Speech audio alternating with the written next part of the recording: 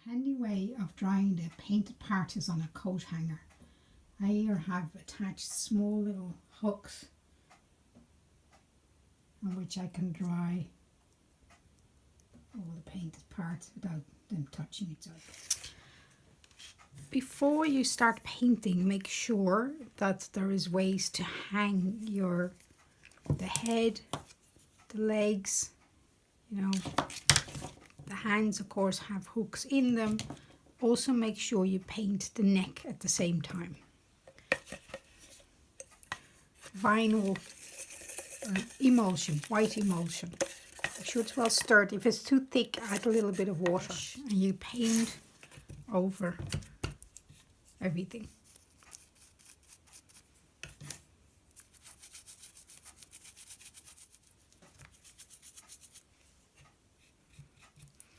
It's okay to paint around the eyes.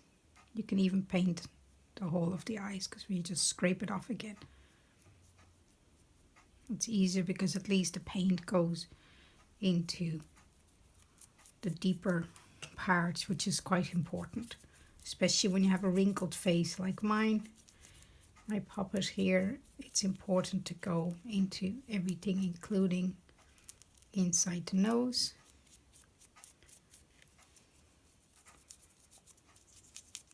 If you're going to have a hat or attached hair, obviously it's not that important to paint the top of the head. Do a little bit of the inside or the neck, where the bits that are showing. There are alternative ways to painting which will be explained in the accompanying PDF file.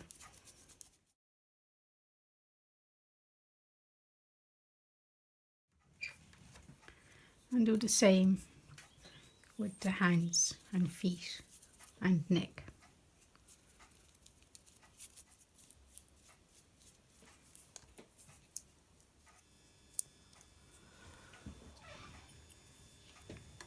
Neck, very important. If your neck is the square dowel, make sure that it's rounded off at the edges as suggested before. Hands, again, I wanted really rough hands. It depends on the kind of puppet you've made.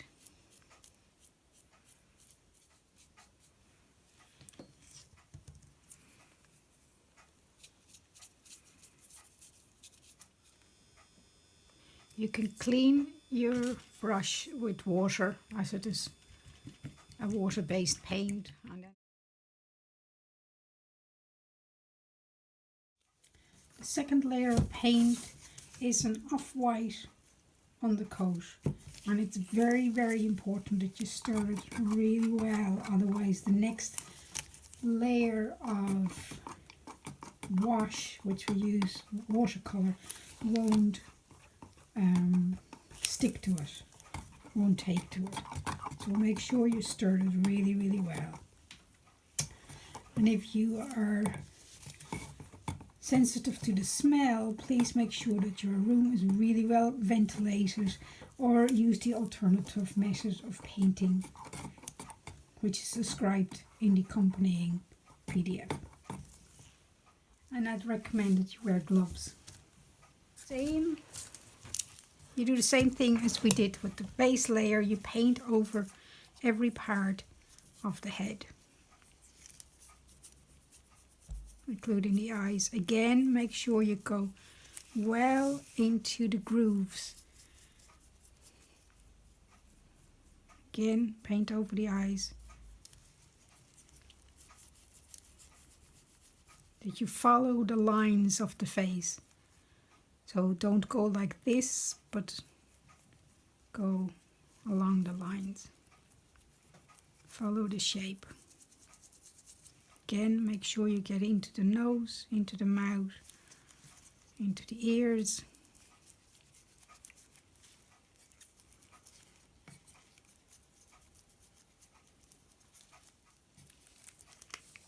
Again, a little bit inside the neck.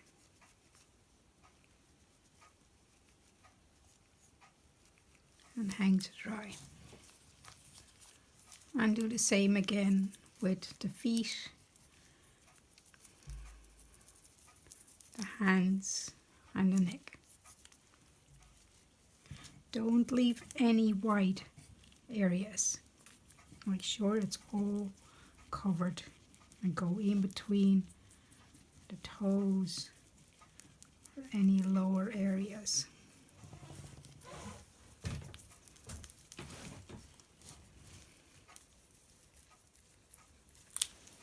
It's quite a thick paint, so make sure you spread it out really well so it doesn't stay like in between the fingers.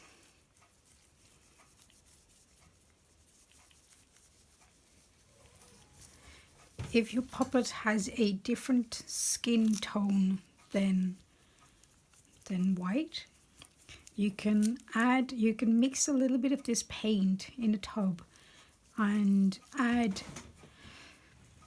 a little bit of acrylic just to get us a darker skin base tone.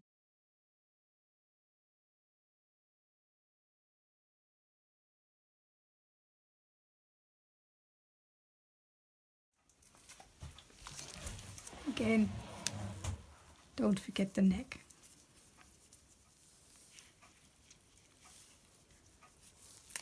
As this is an oil-based paint, you have to clean the brush with white spirits. Just again, be careful to have your space well ventilated. Okay.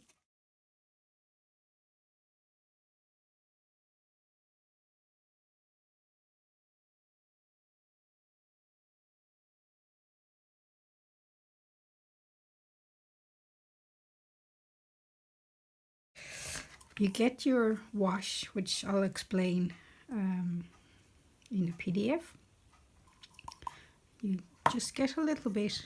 It's quite a watery, messy part, but again you go over the whole head, eyes, nose, everywhere. Again, as explained earlier, if you want a darker skin tone, you adapt the base tone, but you also adapt this part. And don't put it on too thick because you're going to wipe it off again anyway.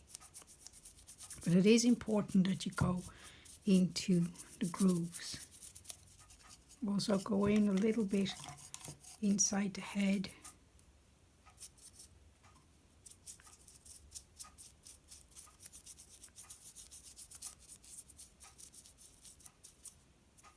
In the nose, in the mouth, inside the ears.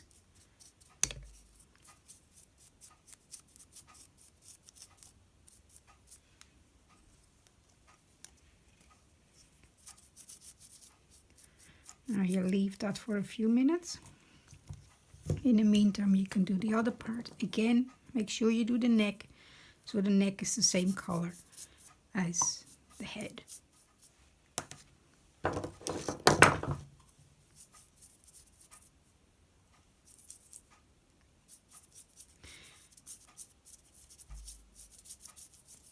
Again, make sure all parts are covered.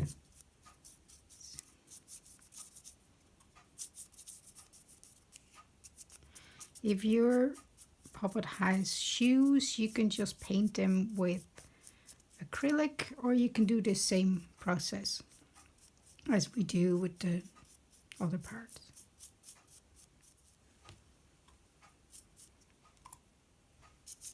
You see how little paint you actually need of the watercolor. The darker you want your puppet to be, the more paint you use.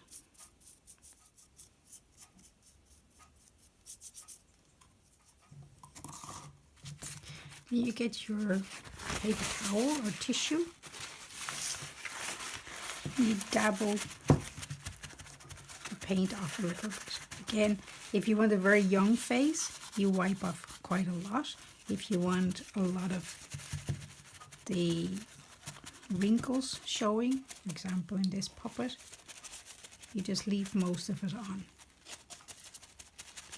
Just look again at your puppet, who it is, what it represents.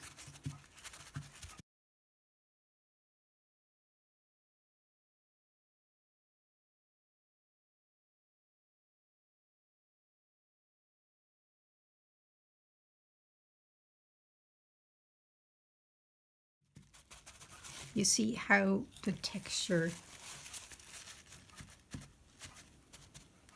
shows.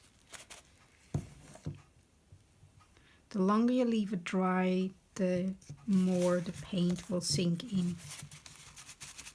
I want to show quite a bit of texture, so I'm just going to dabble it and leave it dry.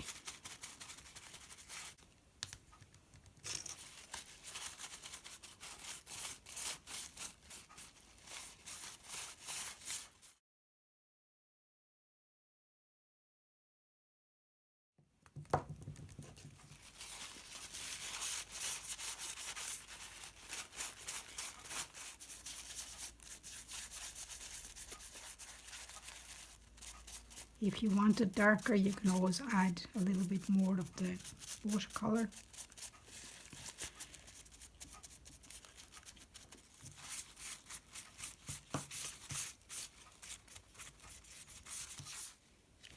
I actually want this to be a little bit darker. Maybe not. I think this puppet, because it's quite like a wood nymph, it might want the darker shades.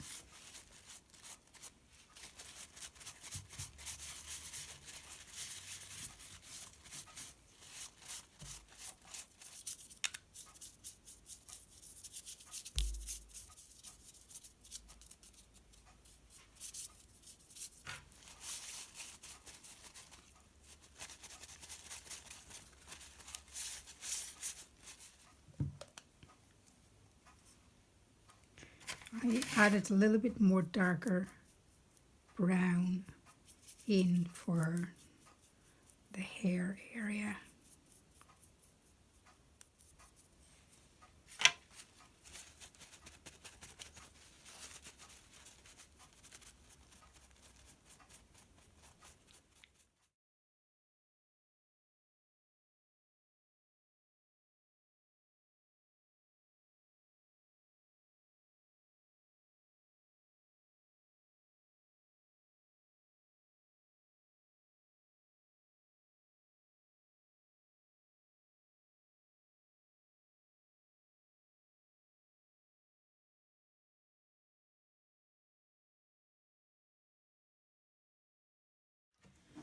For the painting of the detail, like the lips, I would recommend that you get quite a small brush and you use again watercolors.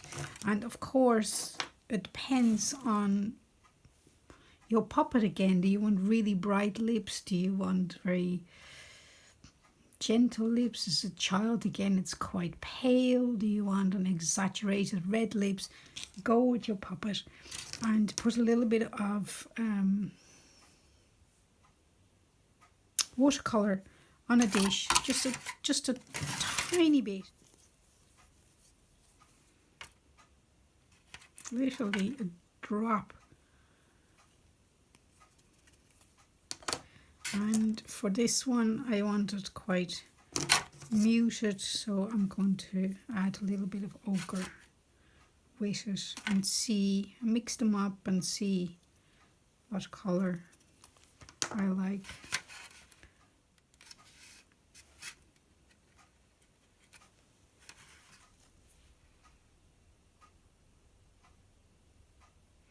Go on the inside first of the lips. Follow the shape.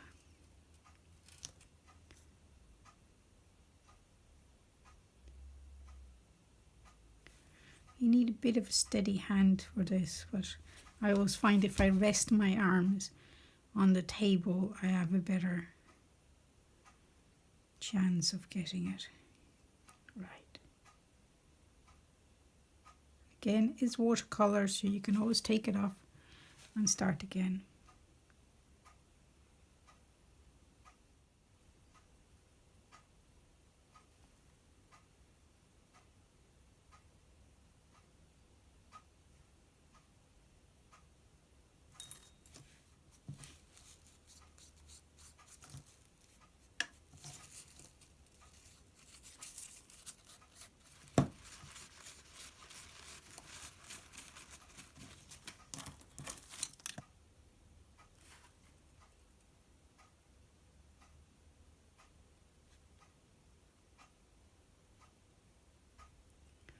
Take your time.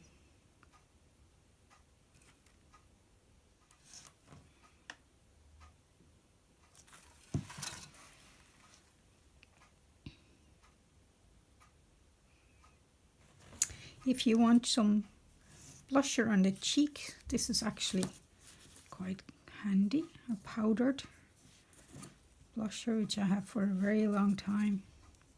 You can also, of course, use paint. Do that.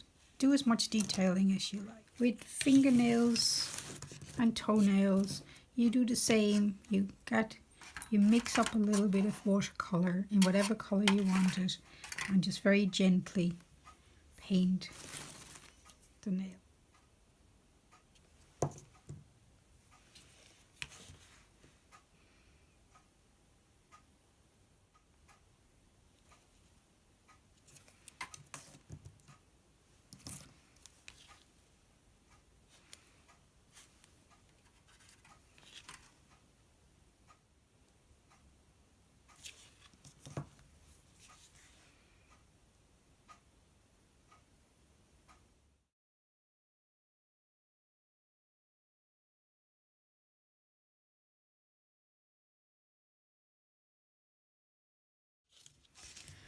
To reveal the eyes again, get a blonde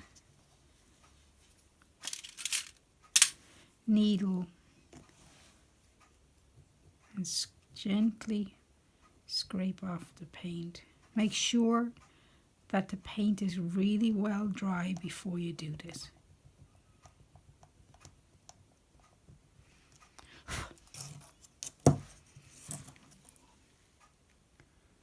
And make sure it's blunt, otherwise you'd scratch the glass of the eyes.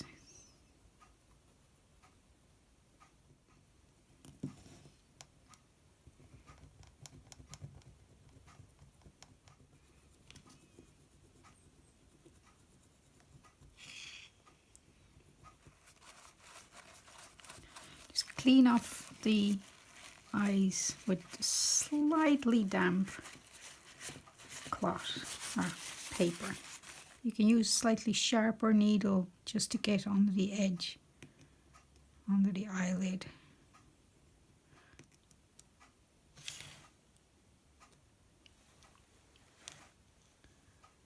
There's my little man.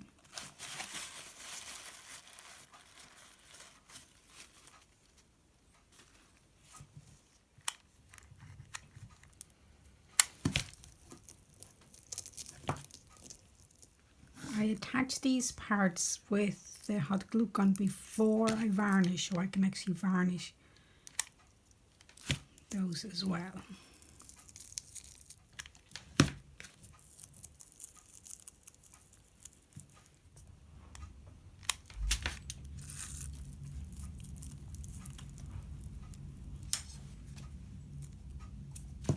Now for the final part of the painting process, we use a matte clear varnish. Again, stir well. Where the piece. It looks shiny now, but it will actually dry up much more matte. The varnish will protect the watercolor layer, and also it makes it quite stronger.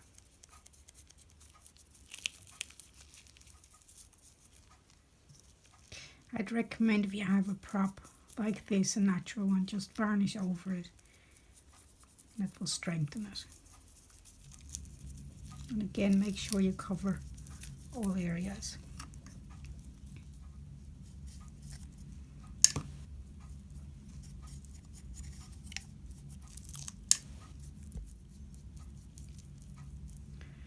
If you can, try to not paint over the eyes this time, otherwise you have to clear them off again. Just be kind of gentle around the edges. Other than that, just put it on.